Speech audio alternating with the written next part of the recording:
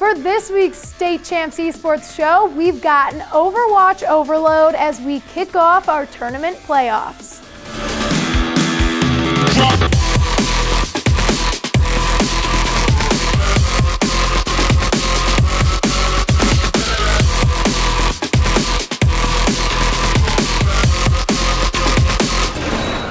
Hello, I'm Candace and welcome to a very special episode. Besides our Overwatch highlights, we've got a lot planned, including a pair of interviews and a special look at a brand new video game. Before we get underway, let's turn the spotlight over for just a moment to Lawrence Technological University and Hungry Howie's for supporting our show week in and week out. Up first is a quarterfinal showdown between two of our Michigan high school Overwatch teams. In our second match of our Overwatch Quarterfinals, Detroit Catholic Central JV faced off against Melvindale Varsity. In our first round of Control, Melvindale took a win after going into a short OT. In the second round, Melvindale shut out CC, winning the Control game mode set.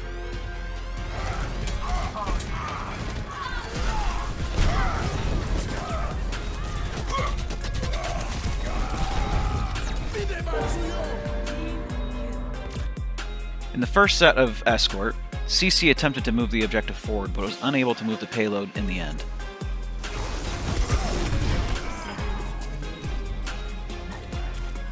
Melvindale's turn on offense started off with them struggling to secure the payload. However, once they secured the payload, they rapidly moved it to the end, winning the set. On our third set, Assault, the first round, Melvindale played extremely aggressive on defense, preventing CC from touching the objective until the last 5 seconds, leading to a complete victory. I've never called myself a revolutionary. Melvindale's turn on offense ended quickly with a victory. The fourth and final set was returned to Escort. Melvindale was able to halt the advance attempted by CC while on defense, and was able to secure an overwhelming victory on offense.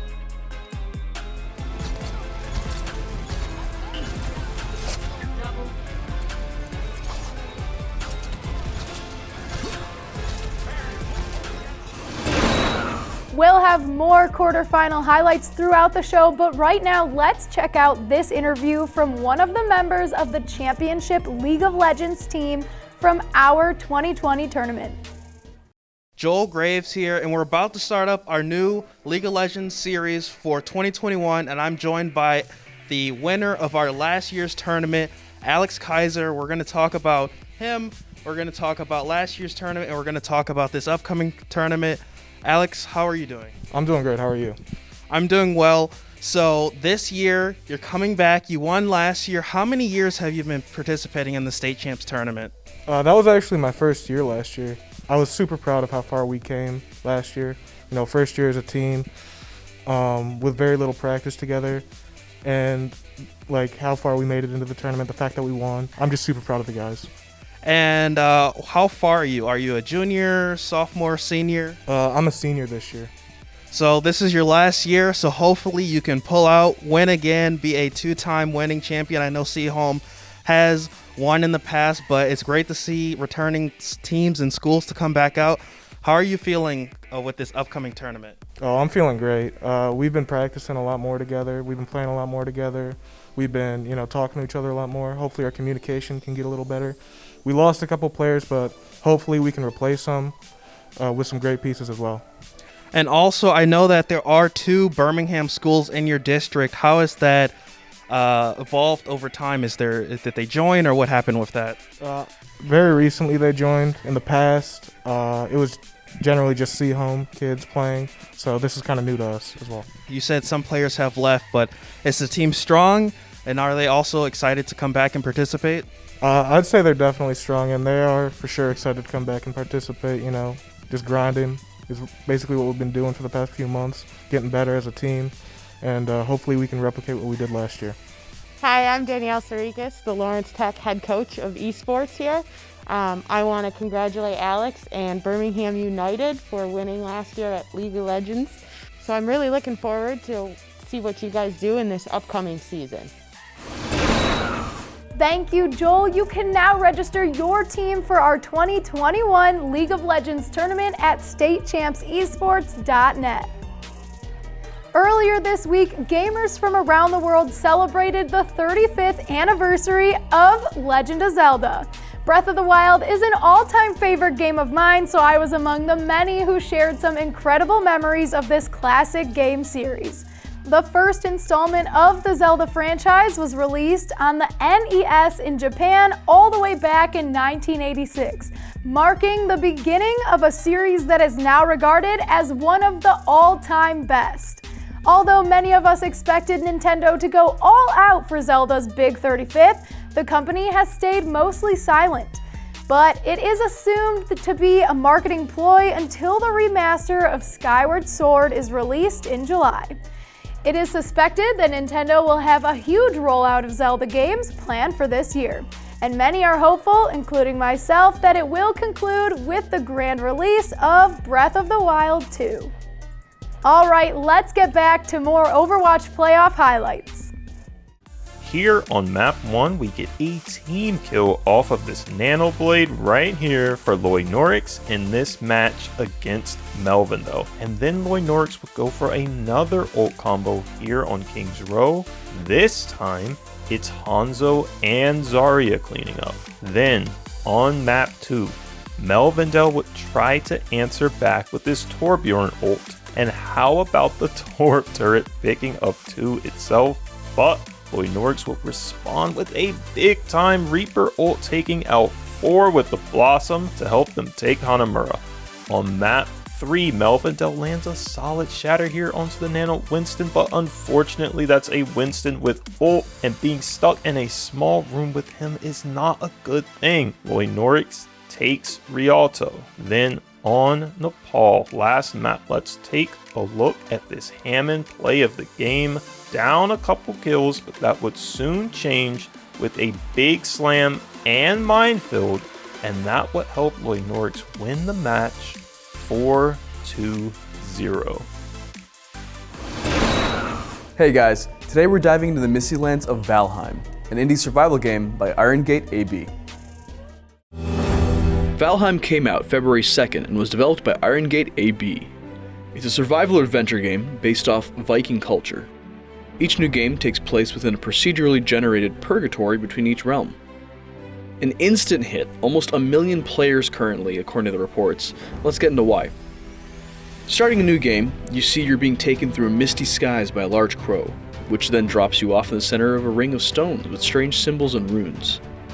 A smaller crow tells you that you've passed from Midgard, which is Earth as we know it, and have been tasked to find these godlike creatures, hunt them, and offer them to the gods themselves.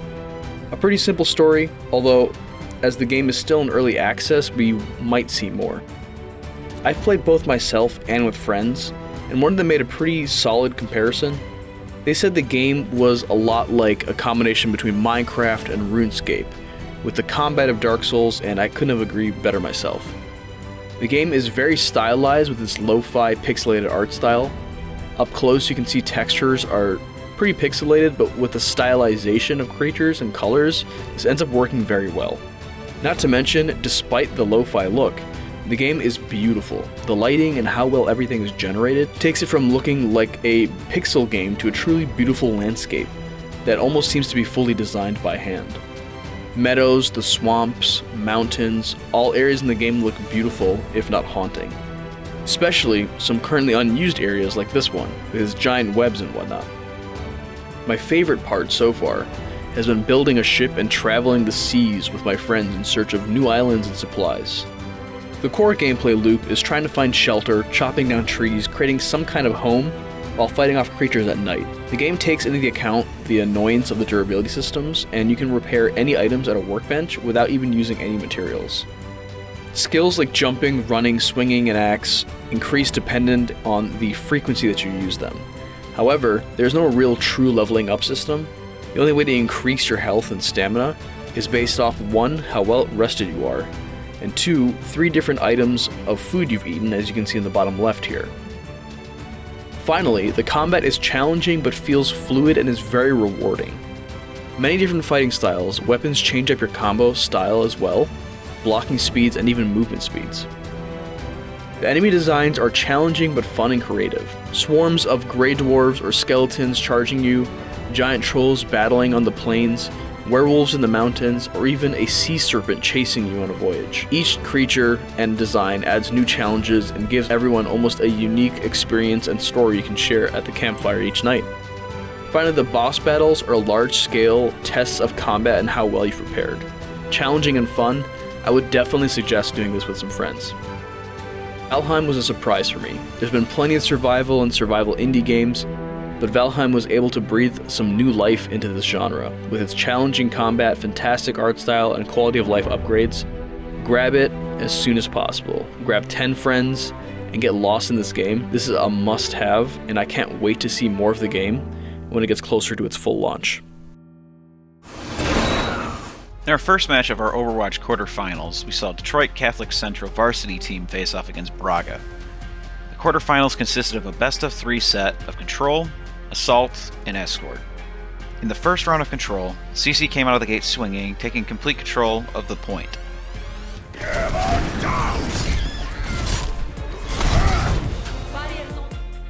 In round 2, Braga tried their best to secure the control point, but was unable to break CC's defense.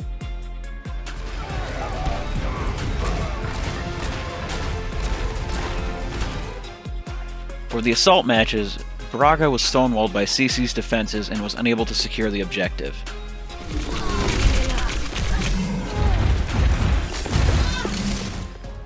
In Braga's second round of offense, the round went into OT, but CC was able to secure the objective once again.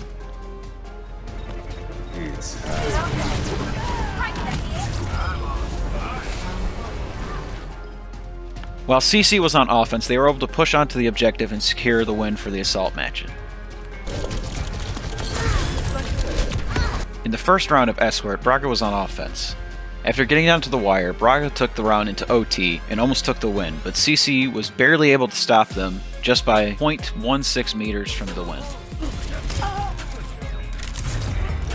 With CC's turn on offense, they were halted after reaching the first checkpoint by Braga's defense, but were ultimately able to break it. CC took the win after the first round, also securing the match.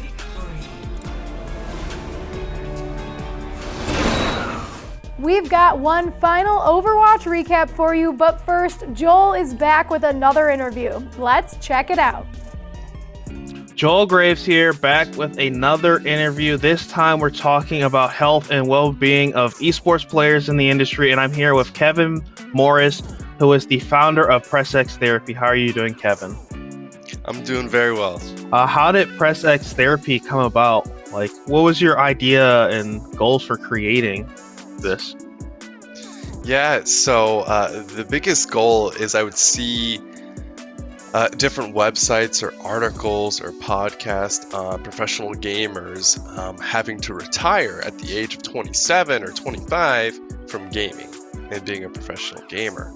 With that in mind, I was trying to think to myself, is there a way to prevent some of these folks who are retiring because of injuries at 25 to help rehabilitate them and make sure that they're able to game as long as they're able to, professionally as well, not just streaming or leisure gaming, but trying to assist them with their competing. For a player who does have an injury or they're only able to game for 2-3 hours before their hand starts to bug them significantly, I want to help those gamers kind of push the rehabilitation and push their performance so they can get back to playing. Some similarities as well as some differences between traditional sports and esports. Probably for some of the similarities is you might have a runner, a long distance runner who trains every day. Every day they run for miles and miles and miles, putting a lot of stress on their body. Now, with an esports player and certainly a professional or a long duration streamer, they're putting a lot of load on their body for periods of time, similar to that long distance runner. So, while the long distance runner is running and running on their legs, the esports player is having that same type of overuse on their back, their neck, or even their forearms. So some more of the injuries are going to be your chronic overuse, overworking injuries occurs with esports athletes. Also, things that traditional sports don't have to consider as often is some risk, like with DVTs or blood clots in the legs. It's just something that I try to educate gamers on, to take standing breaks, walks around the house, or exercise to make sure that we're getting blood flow throughout our body. A lot of people, just like you're saying, they don't think about the real health aspect of esports, and it's great to hear from a professional like yourself on this topic. Absolutely, and if it's something where, coming back on the show, for example, to get into some deeper dives on what does hydration look like with a player, what does nutrition or exercise or pain management, all those topics I'm very well versed in and would love to discuss to end up spreading more education for esports and gaming as a whole. Now, to wrap up our show, here's the last match breakdown from our quarterfinal round. For our third and final matchup in our Overwatch Quarterfinals, we had Dakota versus Melvindale Jv. Our first game mode was Control. Both teams came out of the gate swinging. In our first round, Melvindale took control of the point first, but was slowly pushed out by Dakota, who ended up winning.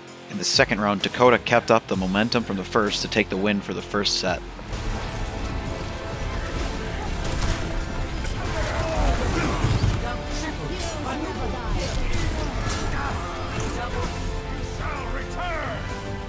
In our first round of assault, Melvindale attempted to take control of the objective, but Dakota stopped all their advances.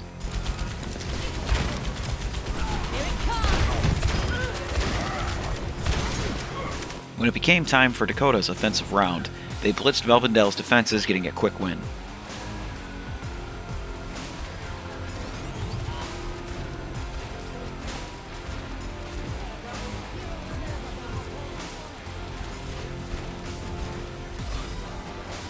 For the final game, we had Escort. Melvindale was up first, attempting to escort the payload, but Dakota kept them from moving at all. After halting Melvindale's advance, Dakota made quick work of their defense when it was time for them to escort the payload. After both rounds, Dakota ended up winning the match 4-0.